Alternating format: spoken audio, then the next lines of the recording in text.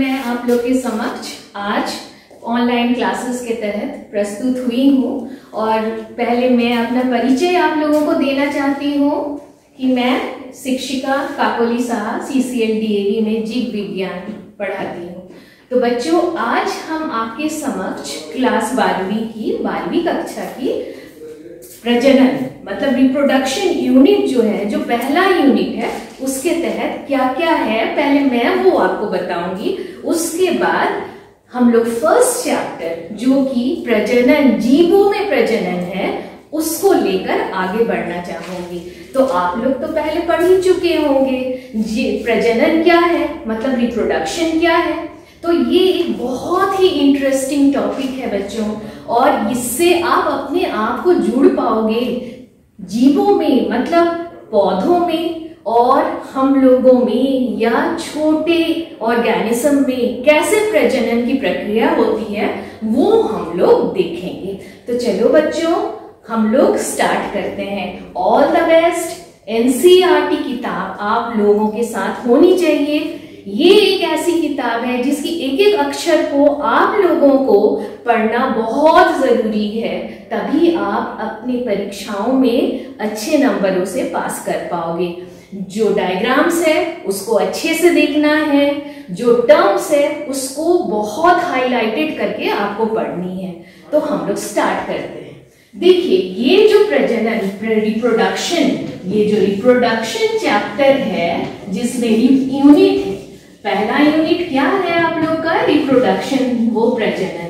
और इसके तहत आप लोग देखेंगे क्या 4 चैप्टर्स आएंगे। क्या आएंगे? 4 चैप्टर्स। पहले चैप्टर में आप क्या देखोगे, जो आज हम लोग पढ़ाने वाले हैं पहले चैप्टर में, वो है रिप्रोडक्शन इन ऑर्गेनिजम्स। उसको हम लोग क्या देखेंगे, मतलब जीवों में प्रजनन कैसे होता है वो आज हम लोगों को देखना है। तो पहला चैप्टर आपका ये आ गया। और बच्चों हमेशा याद रखोगे, मैं यहाँ लिख दे रही हूँ कि किस पुस्तक को आपको देखना है, पढ़ना है। सबसे पहले आप NCERT देखोगे, ओके। उसके बाद आप देखो चैप्टर 2। चैप्टर 2 क्या है?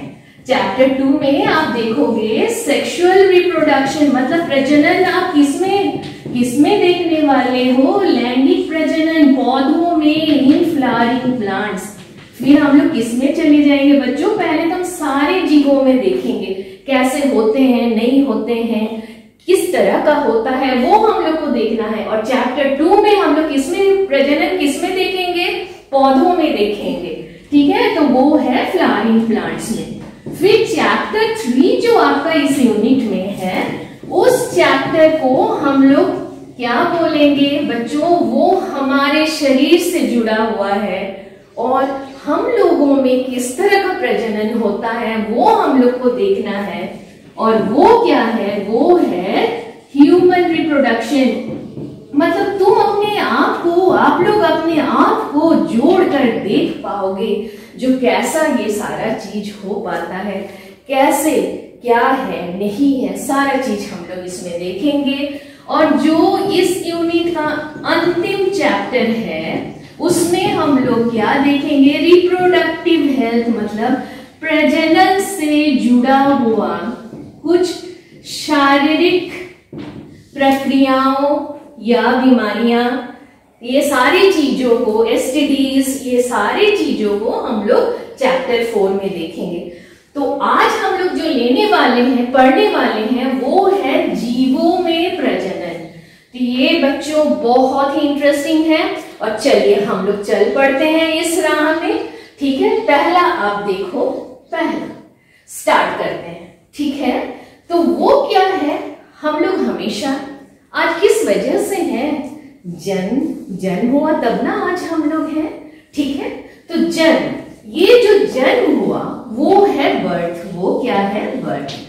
तो ये जन्म से लेकर बच्चों ये एक जीवन का चक्र है, कब तक चलता रहेगा, जब तक हमारी मृत्यु नहीं हो जाती है, डेथ। कब तक चलेगा ये, जब तक हमारा अंत नहीं हो जाता, जब तक हमारा अंत नहीं हो जाता। तो ये कोई भी जीव ले लो, पौधों को ले लो, हम लोगों को ले लो, ये कोई चींटी को ले लो या कोई पक्षी को ले लो, तो हमेशा तुम क्या देखोगे, किसी भी जीव यदि वो जन्म लिया है तो वो जन्म लिया है तो क्या होगा, याद रखोगे, मृत्यु अति आवश्यक है। मृत्यु नहीं होगी, डेथ नहीं होगा, तो बेटा ये एक लाइफ साइकिल कंप्लीट नहीं होगा, ये जीवन चक्र नहीं हो पाएगा। ठीक है, तो ये जो है, ये जन्म से लेकर आपके अंत तक, मृत्यु तक, ये जो समय है, इसको हम क्या बोलते हैं, लाइफ स्पैन। इसको हम क्या बोलेंगे बच्चों, लाइफ स्पैन। लाइफ स्पैन, ये जो जीवन का चक्र है, इसको क्या बोलते हैं, लाइफ स्पैन। अब आप ये सोचोगे, जो बहुत बड़ा एक हाथी है और एक छोटी सी चींटी है, उसका मतलब हाथी बहुत बलवान है, तो हाथी क्या होगा, हाथी बहुत ज्यादा दिन तक जुड़ा हुआ रहेगा, और बेचारा चींटी, ये तो छोटा सा असहाय जीव है, ये शायद तुरंत मर जाएगा। नहीं बच्चों, बिल्कुल आप लोग ये गलत सोचते होंगे। यदि सोचते हो तो बिल्कुल गलत सोचते हो। क्यों, अब वो मैं बताती हूँ। किसी भी प्राणी, किसी भी जीव का ये जो जीवन चक्र है, लाइफ स्पैन है, ये आप कभी भी उसके साइज को देखकर, आकार को देखकर, उसके शरीर के गठन को देखकर आप नहीं बोल सकते हो, बिल्कुल नहीं। क्योंकि आपको मैं कुछ एग्जाम्पल, उदाहरण देती हूँ, जिससे ये बिल्कुल आप सहमत हो जाएंगे हमारे साथ। ये आपकी किताबों में जो लिखी हुई है उससे आप बिल्कुल सहमत हो जाएंगे कि जो हमारी मैडम ने कहा या जो किताबों में लिखा हुआ है वो बिल्कुल बिल्कुल बिल्कुल सही है। तो अब देखो, पहले हम लोग किसको ले लेते हैं, कौवा को ले लो। क्रो किसको ले लिए बच्चों, क्रो को ले लिए, कौवा को ले लिए। दूसरा किसको ले लेते हैं, पैरट। पैरट तो आप लोग जानते ही हो क्या है, तोता है। क्या है, तोता है। अब एक कौवा और एक पैरट मतलब तोता, दोनों बराबर है। दोनों को देखते होंगे, कौवा काला है, तोता बहुत अट्रैक्टिव सा है, चोंच है, ग्रीन है, देखते हो तो थोड़ा कुछ अलग आपको लगता है। लेकिन आप तो कभी भी ऐसा नहीं सोचे होंगे, सोचते होंगे तोता ये खाता है, कौवा ये खाता है, कौवा काव काव करता है, तोता अच्छे मीठे बोल बोलता है। लेकिन कभी सोचे नहीं होंगे ना कि इसका जीवन चक्र, मतलब ये बर्थ और डेथ के बीच में क्या डिफरेंस है। आपको जस्ट लगता होगा अरे दोनों पक्षी है, एक जैसा जीते होंगे, एक ही लाइफ स्पैन होगा, जीवन चक्र, जीवन काल एक ही है। नहीं बच्चों, क्रो जो है वो लगभग 25 साल, 20-15 से हम एवरेज मान के चलते हैं, 15 से 25 ले लो साल जीता है। और ये पैरट जीवन विभिन्न प्रजाति का है, जो तोता है वो जानते हो 90 साल से 100 साल तक जी सकता है। काफी ताजुब हो रहा है ना तुम लोग को सुनकर, देखो। तो इसीलिए मैं पहले बता रही थी ना आप लोगों को, अब हाथी या चींटी को देखकर नहीं बोल सकते, क्या नहीं बोल सकते कि ये दोनों क्या नहीं है, कि एक चींटी असहाय है, वो तुरंत मर जाएगा, और हाथी बहुत बलवान है, वो बहुत दिनों तक जिएगा। आप पौधों को ले लीजिए, एक आम का पेड़ के बारे में सोच लीजिए और एक पीपल के लिए सोच लीजिए। आम कई सालों तक रहता है, ऑब्वियस है, बहुत है। जो आम आप कई सालों तक यदि लगाए हो आम का पौधा, तो कई सालों तक फल खा सकते हो, लेकिन उतना नहीं जैसे एक पीपल का पेड़ है, वो सालों साल तक रह सकता है। उतना ज्यादा दीर्घायु कौन नहीं है, आम नहीं है। तो पौधों में भी बेटा यही सेम, इसलिए मैंने कहा कोई भी प्राणी, कोई भी जीव जिसमें जान है, उसका ये क्या साइकिल, लाइफ स्पैन, ये एक बहुत ही इंपॉर्टेंट चीज है जिसको हम लोग को जानना है। आप लोगों ने बटरफ्लाई, तितली देखा है ना, बटरफ्लाई देखा होगा ना, वो बेचारा जानते हो इतना अट्रैक्टिव, आप लोगों ने कितना अच्छा से बटरफ्लाई बनाया होगा क्लास में, ठीक है, कितना अट्रैक्टिव रहता है। लेकिन कभी आप लोगों ने सोचा नहीं होगा ना बच्चों, जो ये इतना अट्रैक्टिव, इसके पास इतना कुछ है, लेकिन ये सिर्फ कितना कई हफ्तों का मेहमान होता है। कितने दिन का? कई हफ्तों का, सिर्फ कई हफ्तों का मेहमान होता है। और फ्रूट फ्लाई जो छोटी छोटी कीड़े जैसे आप देखते हो ना, मक्खी, वो कितना उसका जीवन काल, जीवन चक्र, कितना दिन लाइफ स्पैन है? सिर्फ 1 महीना, सिर्फ 1 महीना। तो ये बच्चों, ये सोचने वाली बात है, जो यदि हम जन्म लिए हैं तो हमें अंत तक पहुंचना है। लेकिन मतलब हम लोग अमर नहीं है। क्या नहीं है? अमर नहीं है। और उसको मीन्स हम लोग क्या बोलेंगे? जो हम लोग इमॉर्टल नहीं है, हम लोग इमॉर्टल नहीं है। मतलब यदि जन्म लिए हैं तो हमारी मृत्यु अति आवश्यक है। और लेकिन कुछ हर जगह बेटा, हर तरफ क्या देखा जाता है? कहीं ना कहीं कुछ अलग हम लोग को देखने को मिलता है, कुछ बिल्कुल अलग देखने को मिलता है। और वो क्या है? आप क्या देखोगे? यूनिसेलुलर जीवों में, जिसमें यूनिसेलुलर मतलब जानते हो ना, सेल मतलब तुम लोग तो जानते ही हो, कोशिका। लेकिन सिर्फ जीव ऐसे होते हैं जिसमें एक है, ठीक है, वो एक यूनिसेलुलर वाले अमीबा के बारे में तो आप लोगों ने बचपन से काफी पढ़ा है। किसके बारे में पढ़ा है? अमीबा के बारे में पढ़ा है। बहुत सारी चीजों को पहले हम लोगों ने आप लोगों को पढ़ाना शुरू किया बचपन में अमीबा से, क्योंकि हम लोग क्या है? मल्टी सेलुलर है। हमारे शरीर की कोशिकाओं को तुम लोग गिन नहीं सकते हो कितने सारे हैं, ठीक है। लेकिन ये सिर्फ एक है, यूनिसेलुलर है। और ये भी तुम लोग जानते हो, सिर्फ ये एक सिंपल सा सेल है जो मैं बना के अभी आप लोगों को दिखा रही हूँ, क्योंकि ये पहला क्लास है बच्चों। इसलिए आपको क्या ध्यान में रखना पड़ेगा? आपको सारी चीजों को याद करना पड़ेगा जो आप लोगों ने 9वीं में, 10वीं में, 11वीं में पढ़ाई की है। वो सारी चीजों का आपका जो पुराना जो ज्ञान है उसको जोड़कर आज आप किस काम में लगाओगे? इस 12वीं की पढ़ाई में काम लगाओगे। इसलिए तो पहले मुझे कुछ बताने दो। किसके बारे में मैं बताऊंगी? इस यूनिसेलुलर जीव के बारे में बताऊंगी, अमीबा के बारे में बताऊंगी। और बचपन में आप लोगों ने बहुत खूबसूरत खूबसूरत डायग्राम बनाई होगी, इवन अभी तक बनाते होगे। देखो, ये एक इरेगुलर शेप्ड एक अमीबा क्या ऑर्गेनिज्म है बेटा? हम अमीबा बना रहे, सिर्फ एक सेल है, एक कोशिका वाला जीव है। अब इसमें आप बीच में क्या देखोगे? एक न्यूक्लियस देखोगे। क्या देखोगे? एक न्यूक्लियस है, ठीक है।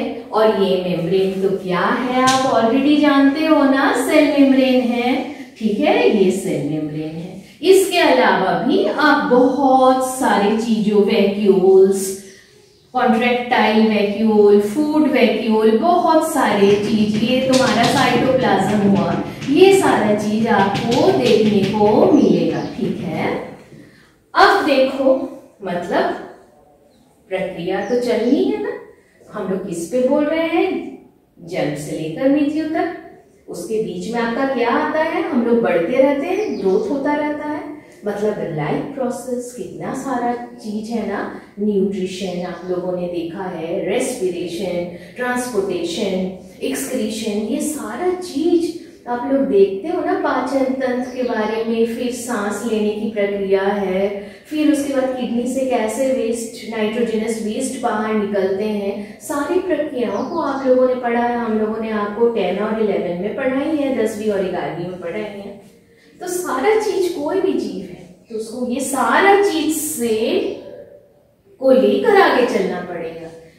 एक कोशिका हो या हजारों कोशिका हो, मिलियन कोशिकाएं हो वो जीव में, लेकिन प्रक्रिया कम ज्यादा हो, लेकिन सारी प्रक्रियाओं को हम लोग को लेकर चलना पड़ेगा।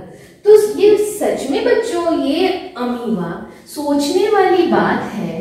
एक ही कोशिका है, क्या है? सिर्फ एक कोशिका, सिर्फ एक।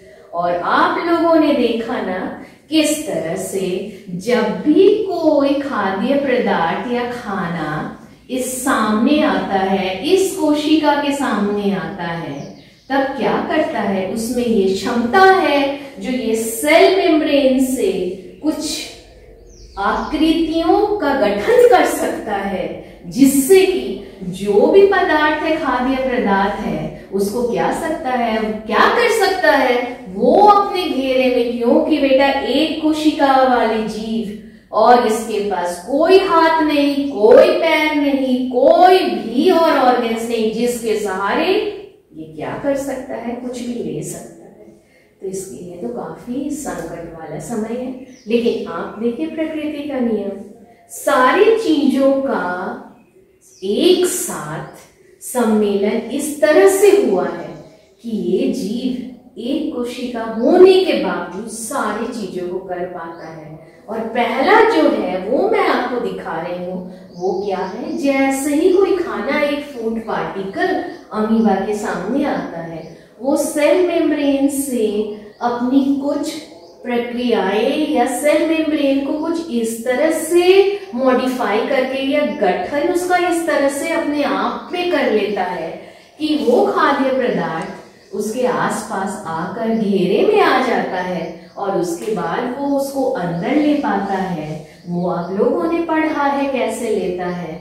फिर वो किसमें सम्मिलित हो जाता है बेटा, फूड वैक्यूल्स में। किसमें, फूड वैक्यूल। और याद रखिएगा ये फूड वैक्यूल क्या है, इसको क्या बोलते हैं, आपका पाचन तंत्र देखे हो ना, पेट है ना, पढ़े हो ना, पेट है। वो पेट तो इसके पास नहीं है, वो पेट नहीं होने के बावजूद भी ये जो फूड वैक्यूल है इसको हम लोग क्या कहते हैं, टेम्परेरी, मतलब अस्थाई पेट बोलते हैं। क्यों अस्थाई बोलते हैं, क्योंकि यहाँ पे आप लोग देखते हो ये जो खाना उसने अपने मॉडिफिकेशन से या अपने बदलाव से जिस खाने को अंदर में लिया, कोशिका के अंदर में लिया, वो खाना एक वैक्यूल के तहत मॉडिफाई हो गया। और इसमें बहुत सारे क्या है, खाना के साथ एंजाइम्स है बच्चों, क्या है, एंजाइम्स है। और आप क्या देखोगे, ये एंजाइम्स क्या करता है, इसके पाचन तंत्र को मजबूत करता है और इसी के वजह से ये अपना सारा पाचन जो प्रक्रिया है उसको पूरा कर पाता है।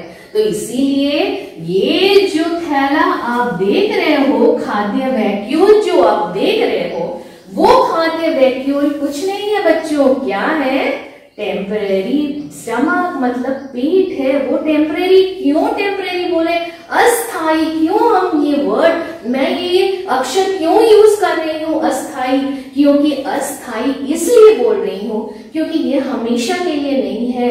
आप लोग अपने आप से उसको जोड़कर देखो, वो आपके लिए आपने जन्म से उसको अपने साथ लेकर कब तक चलोगे, मृत्यु तक उसको लेकर चलोगे। लेकिन इसमें ये नहीं है, क्योंकि कोशिका एक है, कोशिका एक होने की वजह से क्या होता है, ये तुरंत ये जो पाचन प्रक्रिया है पूरा होने के बाद ये जो फूड वैक्यूल है ये क्या होता है, ये खत्म होकर फिर दूसरे प्रक्रिया होने के पहले तक वो दूसरा गठन होने के प्रक्रिया में चले जाता है। इसलिए इसको क्या बोलते हैं, टेम्परेरी स्टमक। इसके बाद आप लोग क्या देखने वाले हो, ये तो हो गया उसका पाचन प्रक्रिया पूरा हो गया इस वैक्यूल में, ठीक है। उसके बाद क्या होगा, ये सारा चीज जो इसने किया, सारा प्रक्रिया जो इस फूड वैक्यूल में हुआ, वो सारा चीज क्या करेगा, इस कोशिका को वो चारों तरफ वितरित कर देगा। क्या कर देगा, वितरित कर देगा, जिससे कि इस कोशिका के एक एक कोने में ये वितरित खाद्य प्रोडक्ट, पाच्य खाद्य चीज जो प्रोडक्ट्स है वो एक एक जगह पर पहुंच पाए और इस कोशिका को मजबूती से इसका भरण पोषण कर पाए। इसके बाद आप क्या देखोगे, कुछ तो ऐसा होगा जो जितना ये खाद्य लिया वो सारा पाचन प्रक्रिया के तहत पाचन नहीं हो पाएगा, तो इसको क्या डाइजेस्ट नहीं हो पाएगा, तो बाकी जो आपका बचा हुआ रहेगा, जो अनडाइजेस्टेड रहेगा, जो पाचन प्रक्रिया में भाग लेने के बावजूद नहीं पच पाया, उसको क्या करना पड़ेगा, वो सारा चीज क्या होगा, फिर सेल से बाहर चला जाता, मतलब कोशिका से बाहर चला जाता है। और इसके बाद सारा चीज को ये यूज करके अपने गठन में फिर इसकी जो विभाजन है, कोशिका विभाजन है, सेल डिवीजन है, उसकी प्रोसेस में ये अपने आप को यूज कर पाएगा। तो बच्चों मैं आपको बोलना चाह रही थी, यदि हम लोग जन्म लिए हैं तो हम लोग के लिए क्या है, ये जो जीवन चक्र है इसके तरफ हम लोग को आगे बढ़ना है, हम लोग मृत्यु के तरफ आगे बढ़ रहे हैं।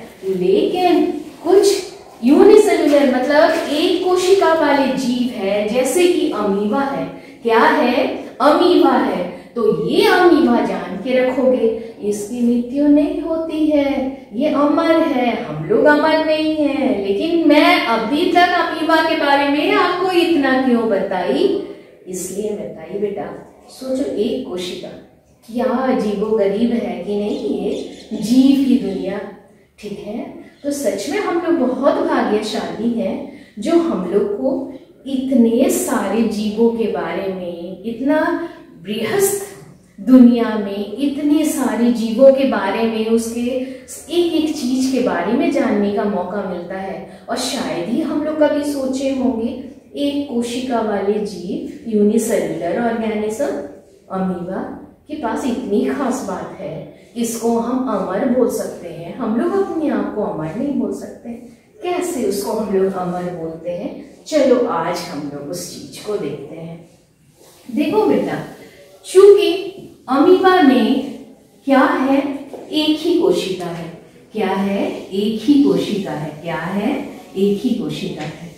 तो इसके पास तो मैंने कहा ना आप लोगों को कि ये साइटोप्लाज्म है और ये क्या है? न्यूक्लियस है। ये क्या है? न्यूक्लियस है। तो आप क्या देखोगे? आप तो देख चुके हो ना इसका कैसे होता है, सेल डिवीजन, विभाजन कैसे कोशिकाओं की होती है। आपने प्रोसेस में एक एक प्रोसेस जब देखा होगा, तब आप लोगों ने क्या देखा है बच्चों? जो ये जो न्यूक्लियस है आप देख पा रहे हो, जब इसको सेल डिवीजन करना होता है तब तो इसको सारा चीज अभी ये तैयार है, परिपक्व है, किसके लिए? विभाजन के लिए। तो पहले वो विभाजन के प्रोसेस में जाने के लिए आप क्या देखोगे? ये जो न्यूक्लियस है ये क्या होगा? थोड़ा लंबा खींचेगा। क्या होगा? इलोंगेट करेगा, लंबा खींचेगा।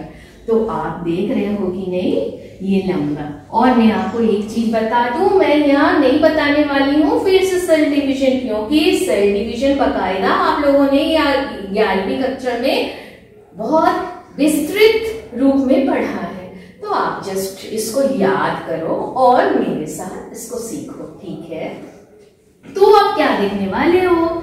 आप देखोगे जो ये जो न्यूक्लियस है ये थोड़ा इलोंगेट होगा। ठीक है, पहले किसका विभाजन होगा बेटा? फिर ये न्यूक्लियस क्या करेगा? विभाजन की तरफ आगे बढ़ेगा, मतलब ये डिवाइड करेगा। क्या करेगा? डिवाइड करेगा। तो पहले किसका डिवीजन होगा बच्चों? ये जो डिवीजन है पहले किसका डिवीजन होगा? न्यूक्लियस का। किसका होगा? न्यूक्लियस का। उसके बाद इसका किसका डिवीजन होगा? ये जो आपका साइटोप्लाज्म है, मैं आपको दूसरे कलर से दिखा रही हूँ। ये जो साइटोप्लाज्म है, ये साइटोप्लाज्म आप क्या देखोगे? इस साइटोप्लाज्म का आपको दिखाई पड़ रहा है ना, ये साइटोप्लाज्म। अब जब न्यूक्लियस डिवाइड हो गया है लंबा खींचकर, तब अब ये सेल मेम्ब्रेन अब किसके तरफ बढ़ेगा बेटा? ये साइटोप्लाज्म के डिवीजन के तरफ बढ़ेगा। किसके तरफ बढ़ेगा? साइटोप्लाज्म के तरफ बढ़ेगा। अब इसके बाद क्या होगा? आप इस एक कोशिका यूनिसेलुलर से आपको क्या मिलने वाला है? आप क्या देखने वाले हो?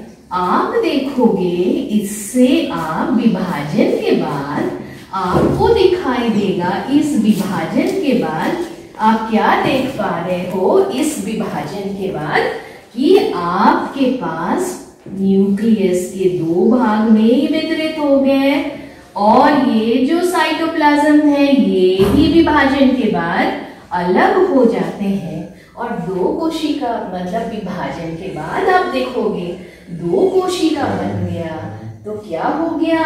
ये क्या था? पेरेंट था। ये क्या था?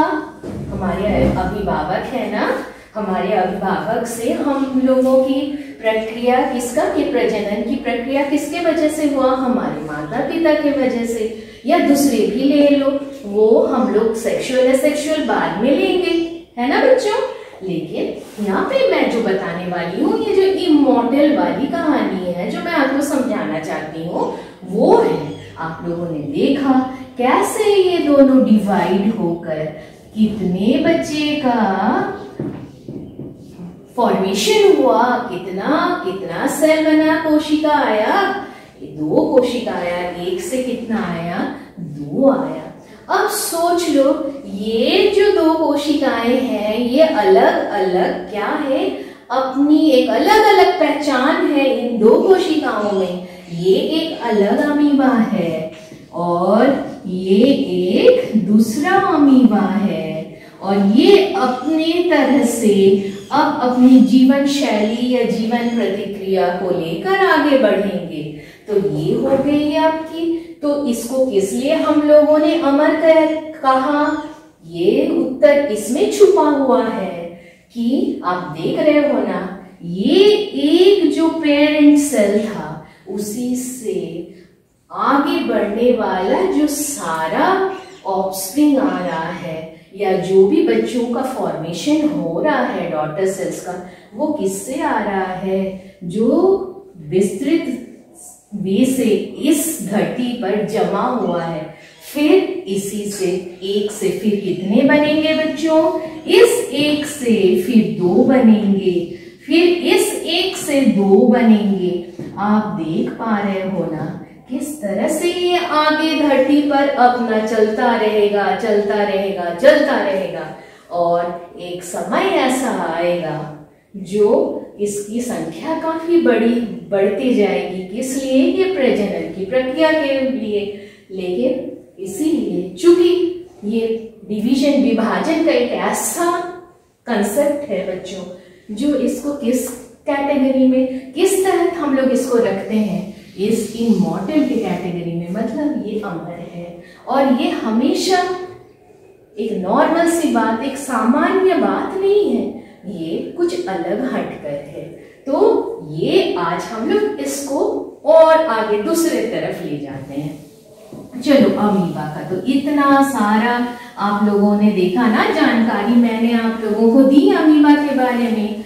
अब हम लोग इसी तरह थोड़ा सा आगे बढ़ते हैं। ये जो जीवन चक्र पहले हम लोगों ने बताया ना, बर्थ है, और उसके बाद जो तुम्हारा शेष अंत आता है उसको हम बोल रहे हैं डेथ। इसको हम बोल रहे हैं लाइफ स्पैन, बीच वाले, मतलब जीवन काल, जीवन चक्र, जो भी मैं बोलूं उसको, ठीक है, लाइफ स्पैन है। लेकिन बच्चों एक चीज आप याद रखोगे, ऐसा नहीं है आज जन्म लिया कल हमारी मौत होगी।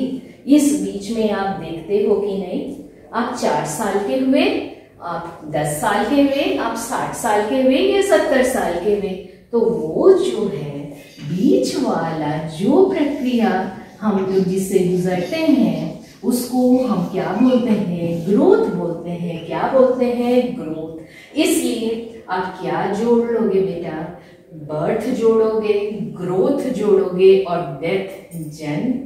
फिर बीच वाला जहां आपके विस्तृत शरीर में बहुत सारी बदलाव आ रहे हैं और आप एक परिपक्व इंसान की तरफ बनने की तरफ आगे बढ़ रहे हैं, और अंत में आपका क्या है, मौत है, जो भी निश्चित है। तो ये है लाइफ स्पैन। चलो, आज हम लोग ये प्रजनन प्रक्रिया की भागों को देखते हैं, ठीक है, मतलब टाइप्स ऑफ रिप्रोडक्शन, ये प्रजनन प्रक्रिया के भागों को देखते हैं। तो इसके पहले बच्चों, मैंने अब तक जो तुम लोगों को सिखाया उसको फिर एक बार दोहराना चाहूंगी, और इससे संबंधित कुछ प्रश्नों को तुम लोग के समक्ष रखूंगी, और तुम लोगों को होमवर्क भी करना है इसके लिए। तो मैं शुरू करती हूँ जस्ट तुम लोगों को याद दिलाने के लिए, जो क्या क्या चीज आपकी मैडम ने अब तक आपको सिखाया, पहले हम लोगों ने देखा ना लाइफ स्पैन, जीवन काल, क्या देखा, जीवन चक्र के बारे में आप लोगों को सिखाया। उसके बाद विभिन्न जीवों में किस तरह से आपको विभिन्न जीवों में आपके शरीर में देखे ना, छोटा हो या बड़ा हो, कुछ भी हो, लेकिन उसका इस लाइफ स्पैन से कोई संबंध नहीं है, ये आपने देखा।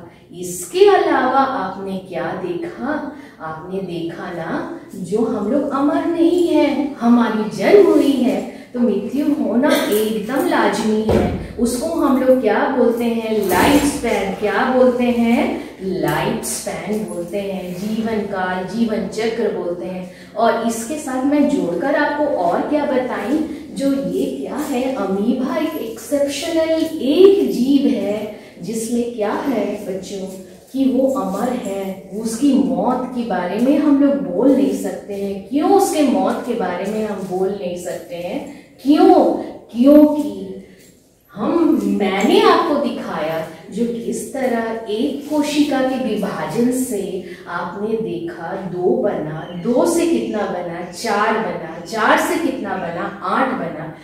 तो आप देख रहे हैं ना उसकी संख्या धरती पर जैसे हम आगे बढ़ रहे हैं उसकी संख्या आगे बढ़ते जा रही है। किस प्रक्रिया के तहत, प्रजनन की प्रक्रिया के तहत। तो मैं इससे संबंधित कुछ प्रश्न आप लोगों को देती हूँ, उसको आप नोट डाउन करोगे और करने की कोशिश करोगे। तो पहला जो प्रश्न है टाइप्स, मतलब ये पढ़ाने से पहले मैं आपको कुछ प्रश्न दे दूं। क्या दे दूं, प्रश्न। पहला प्रश्न देखो, तुम लोग याद रखोगे, ये अमीबा को हम लोग इमॉर्टल क्यों बोलते हैं, अमर क्यों बोलते हैं, मतलब why amoeba is known as, why amoeba is known as immortal, मतलब इसको अमर हम क्यों बोल रहे हैं। बार बार जब मैं बता रही हूँ जो जन्म लिए हैं तो हम लोग को ऊपर जाना जरूरी है, फिर भी एक देख रहे हो ना अमीबा एक कोशिका के वाले जीव को मैं क्यों बोल रही हूँ इमॉर्टल है, क्यों इमॉर्टल है, ये हमको देखना बहुत जरूरी है। तो ये प्रश्न बहुत इंपॉर्टेंट है बच्चों, बहुत ही ज्यादा इंपॉर्टेंट है ये प्रश्न। जो दूसरा प्रश्न है वो प्रश्न है, आप क्या परिभाषा लिखोगे, क्या लिखोगे, परिभाषा लिखोगे। और किसकी परिभाषा लिखोगे, What is lifespan? What is lifespan? किसकी परिभाषा आपको लिखनी है, लाइफ स्पैन की परिभाषा लिखनी है। उसके बाद आप क्या देखोगे, उसके बाद मैं आपको तीसरा प्रश्न देती हूँ। वो तीसरा प्रश्न क्या है,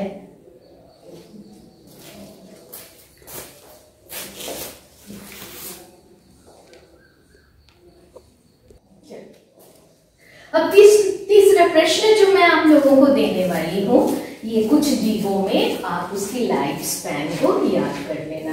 लाइफ स्पैन किसका किसका, मतलब जीवन चक्र किसके किसके लिए, कितना आयु है, वो किसके किसके लिए, मैं जिसके बारे में आपको बताई, पहले किसके बारे में बताई, तोता के बारे में बताई, उसकी तुलना किसके साथ किया गया, कौवा के साथ किया गया। उसके बाद मैंने आपको ये भी बताया ना, आम के पेड़ की आयु के बारे में बताया, और साथ में उसकी तुलना हम लोगों ने किसके साथ की, पीपल के पेड़ के साथ। किसके साथ, पीपल के पेड़ के साथ। तो आज अभी तक, अब तक हम लोगों ने जो प्रश्न और जो टॉपिक्स या जो विषय को लेकर जिस संबंध में हम लोग अभी इसके बारे में डिस्कस कर रहे हैं, उससे संबंधित 3 प्रश्न हैं। और ये 3 प्रश्न को आपको क्या करना है, ये 3 प्रश्न को आपको अच्छे से लिखकर समझना है, ठीक है। और कहीं भी आपको कुछ दिक्कत हो बच्चों, ऐसी नहीं है जो हम लोग आपके साथ नहीं है, हम लोग आपके साथ खड़े हैं और आपको हर तरफ से मदद करने को तैयार है। अब देखो, अब हम लोग इधर उधर की बातों को छोड़कर अब हम किस में चले जाएंगे, टाइप्स ऑफ, क्योंकि पढ़ना हम लोग को बहुत ज्यादा है, बहुत ज्यादा विषय वस्तु है, खत्म करना है। चूंकि आप लोग बोर्ड के विद्यार्थी हो इसलिए एक एक मिनट आपके लिए कीमती है। तो अब देखो प्रजनन कितने तरह के हैं, 2 तरह के हैं। उसमें फर्स्ट आप क्या, पहला वाला को हम लोग क्या बोलते हैं, सेक्सुअल रिप्रोडक्शन, ठीक है। और दूसरे वाले को जो काफी सहज प्रक्रिया है, समझना और याद रखना, वो क्या है, एसेक्सुअल रिप्रोडक्शन। अब घबराने की बात नहीं है, मैं इसको हिंदी में भी बता देती हूँ, अलैंगिक प्रजनन, और इसको हटा दो असेक्सुअल से, लैंगिक प्रजनन, ठीक है, अलैंगिक और लैंगिक प्रजनन। तो आपको ये दोनों प्रजनन के बारे में कैसे, अभी आपको क्या जानना है इसके बारे में जानते हो, इसके बारे में ये दोनों में फर्क क्या है ये आपको देखना है। पहले मैं जो सहज है उसको लेकर, अलैंगिक को लेकर आगे बढ़ती हूँ प्रजनन को। इसमें बच्चों आप ये एक चीज आप याद रखोगे, इसमें एक ही इंडिविजुअल यहाँ पे, कोई सेक्स का बात नहीं है, लिंग का बात नहीं है, जो ये मेल है या फीमेल है, यहाँ पे आपको कुछ नहीं देखना है कि ये मेल है या ये फीमेल है।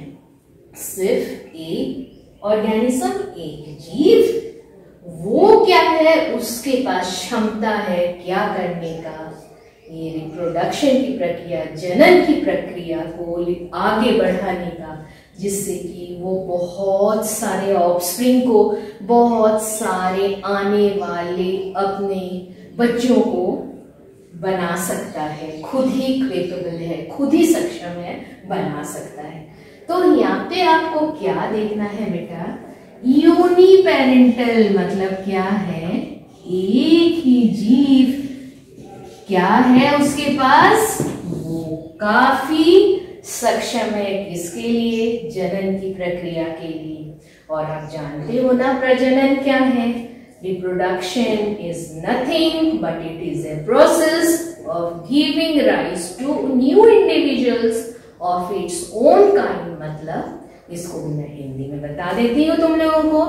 प्रजनन एक ऐसी प्रक्रिया है जिससे क्या होता है, एक कोई भी जीव के पास क्षमता है जिससे वो क्या कर सकता है, बहुत सारे ऑफस्प्रिंग बच्चों को बना सकता है, पैदा कर सकता है, और जिसके वजह से आज, इसी के वजह से आज हम लोग धरती पर टिके हुए हैं।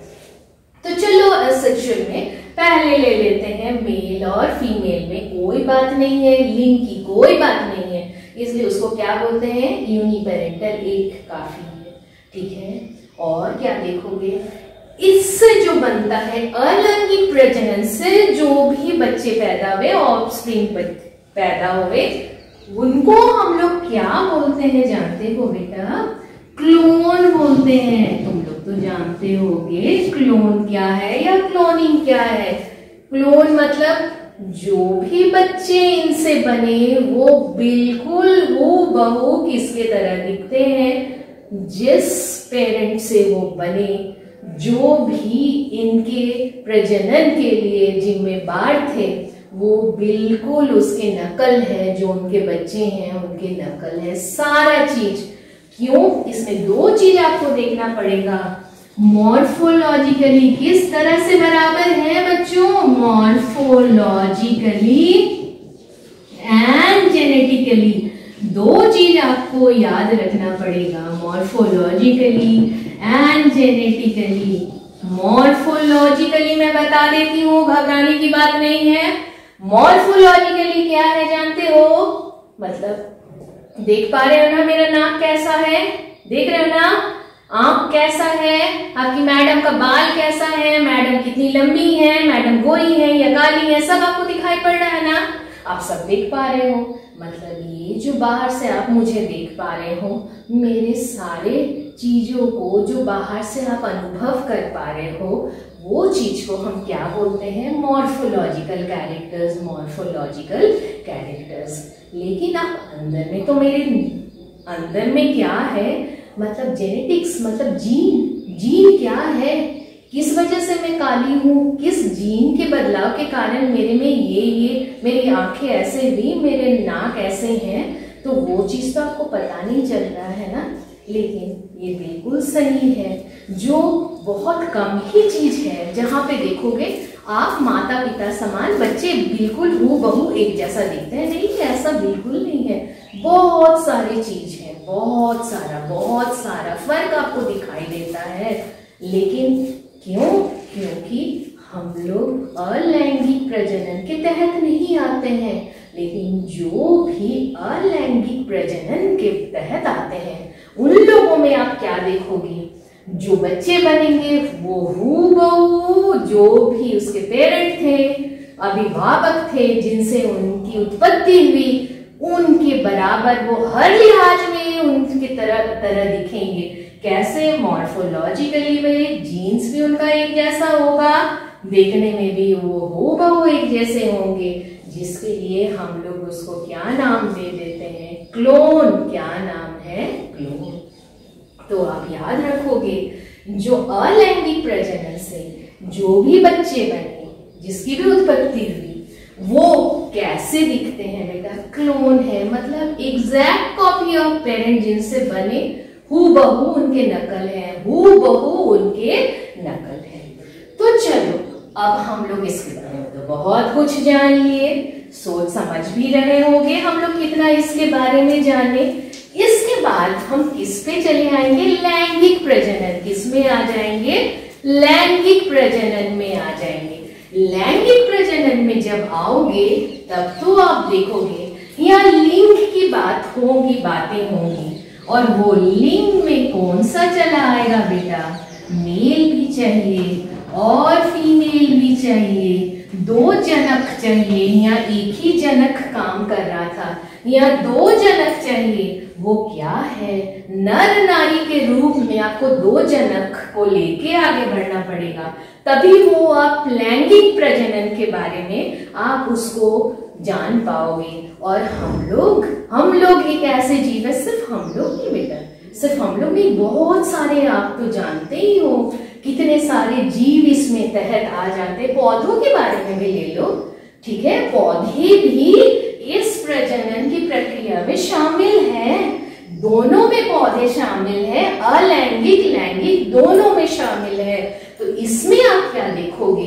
जो मेल है, मतलब नर नारी की बात जिसमें आई, वो क्या है? सेक्सुअल रिप्रोडक्शन है, मतलब लैंगिक प्रजनन है। और उसमें ये वाला जो अक्षर हमने यूज किया था ना, क्लोन, जो हूबहू किसकी नकलची होंगे, जो बच्चे पैदा होंगे, वो किसमें था? अलैंगिक। लेकिन इसमें नहीं है बेटा।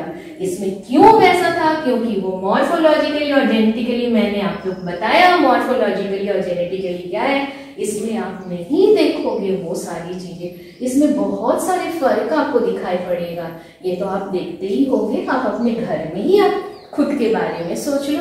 आपके भाई बहन, मम्मी पापा, दादा दादी, सब चारों तरफ आप अपनी नजर दौड़ा लो, क्या देखोगे? बहुत सारी वेरिएशंस देखोगे, बहुत सारी चीज बदलाव आप एक दूसरे से मिला पाओगे, नहीं मिला पाओगे, बहुत सारी बदलाव आपको दिखेगा। किसी के काम करने का तरीका अलग, कोई देखने में अलग, कोई आंख अलग, बाल अलग।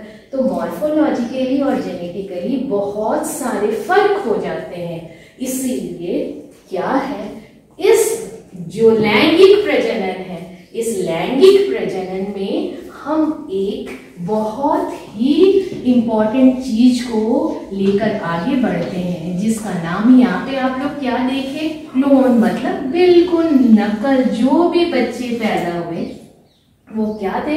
हूबहू अपने अभिभावक के तरह थे।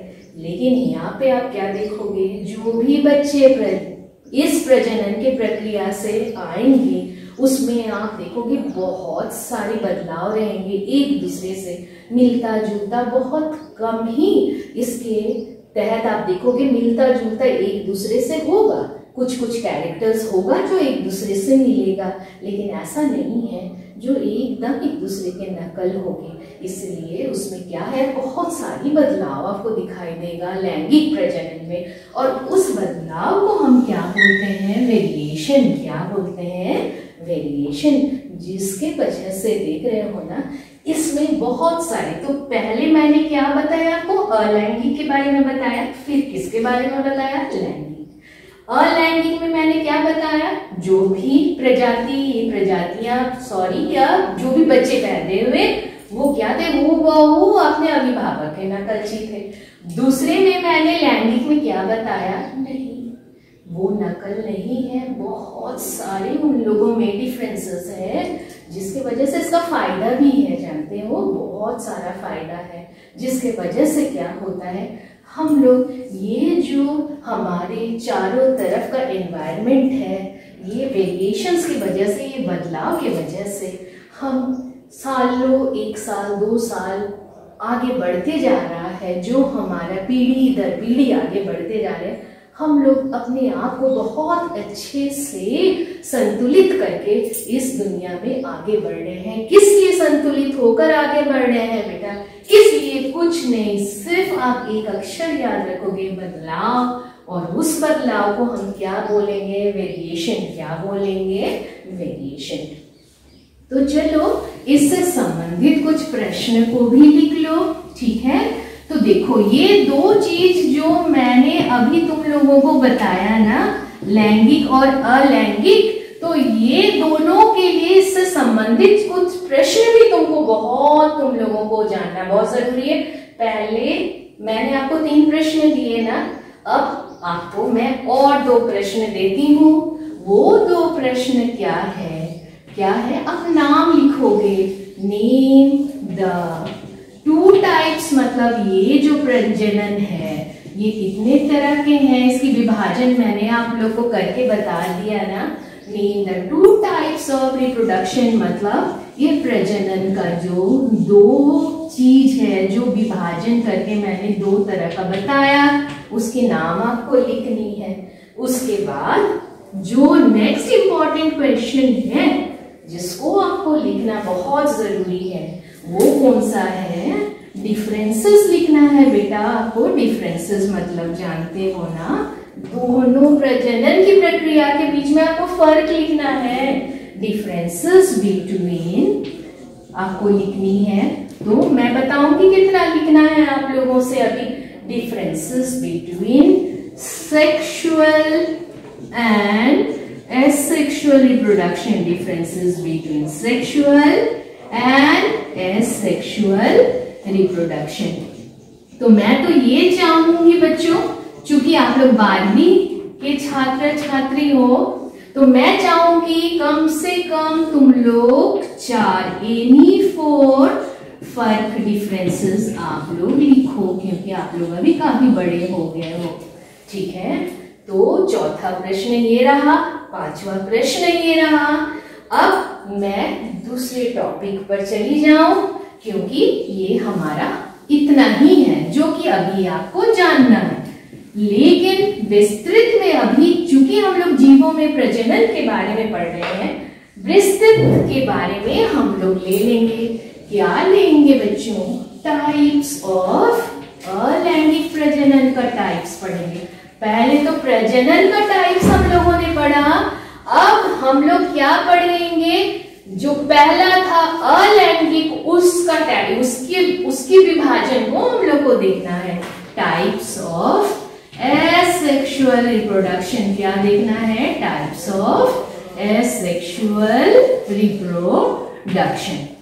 तो इसके तहत पहला जो आपको देखना है, और मैं जो ऑलरेडी आप लोग को बता चुकी हूँ, वो विभाजन के बारे में बताई हूँ ना। पहला वाला अमीबा में जो कोशिका का विभाजन कैसे करके दिखाया गया और उसको क्यों अमर बोला गया, उसी के तहत उसी में छुपा हुआ है हमारा पहला जो भाग है, वो क्या है, उसको क्या बोलेंगे बच्चों? Binary fission. पहला जो है बाइनरी और लैंगिक में तो मैं बता चुकी हूँ आपको, एक ही पेरेंट काफी है कि नहीं? 2-3 का कोई जरूरत नहीं है, लिंक का कोई जरूरत नहीं है, एक ही यूनिपेरेंटल होना एक ही काफी है। तो पहले हम लोग किसको लेते हैं? बाइनरी फिशन को। बाइनरी फिशन किसमें हम लोग देखेंगे? अमीबा में देखेंगे। तो बाइनरी फिशन मतलब इससे आप कैसे दिखा पाओगे? मैं आपको ऑलरेडी बता चुकी हूँ, ये एक अमीबा का कोशिका है, यूनिसेलुलर। और ये बाइनरी फिशन जानते हो बच्चों, ये किसमें है? अधिकतर जिसमें एक कोशिका है, जिस जीव में एक कोशिका है, या ऐसे जीव जहां जो कि बहुत सिंपल है, इसलिए वो लोग किसमें, किस तरह के जनन की प्रक्रिया में चले जाते हैं? बाइनरी फिशन में। इसमें आप क्या देखोगे? एक न्यूक्लियस होगा। क्या होगा? एक न्यूक्लियस होगा। और मैं तो आपको ऑलरेडी बता चुकी हूँ क्या है ये न्यूक्लियस है। इसको मैं थोड़ा अच्छे से गोल कर देती हूँ। फिर आप क्या देखोगे? इसमें क्या है? साइटोप्लाज्म है। आप क्या देख पाओगे? फूड वैक्यूल्स है, बहुत सारे वैक्यूल्स हैं, कॉन्ट्रैक्टाइल वैक्यूल्स है, सेल मेम्ब्रेन है। फिर दूसरे में आप देखो, जब ये जनन की प्रक्रिया में आगे बढ़ता है, प्रजनन की प्रक्रिया में, तब आप क्या देखोगे? ये जो अमीबा है, आप क्या देखोगे? मैंने आपको पहले भी शुरू में बताया ना, क्लास के शुरू में, ये न्यूक्लियस क्या होता है? लंबा खींचता है। क्या होता है? लंबा खींचता है। और ये बाकी चीज जैसे तैसे रहते हैं। इसके बाद आप क्या देखोगे? मैं ये पहला नंबर लिख देती हूँ, पहला। ये क्या है? दूसरा है। मैं तीसरे को भी बना के दिखाती हूँ आपको, ये तीसरा है। अब आप क्या देखोगे? इस न्यूक्लियस का विभाजन हो गया और ये सेल का भी धीरे धीरे विभाजन हो जाएगा। और आप क्या देखोगे? एक कोशिका से आप कितने, एक पेरेंट से आप कितने को बनते हुए देख लिए? ये तीसरा है। एक से आप देख रहे हो ना, जो चौथा स्टेप में हम लोग आएंगे उससे आप देख लिए किस तरह से एक से 2 बन गए। क्या बन गए? 2 बन गए। इसलिए इसको क्या बोलते हैं? बाय। बाय मतलब 2। फिशन, कटाना, विभाजन हुआ, 2 बना, इसीलिए बाइनरी फिशन। और इसके बाद बहुत सहज है, तुम लोग खुद ही सोच लो, इससे फिर कितना बनेगा?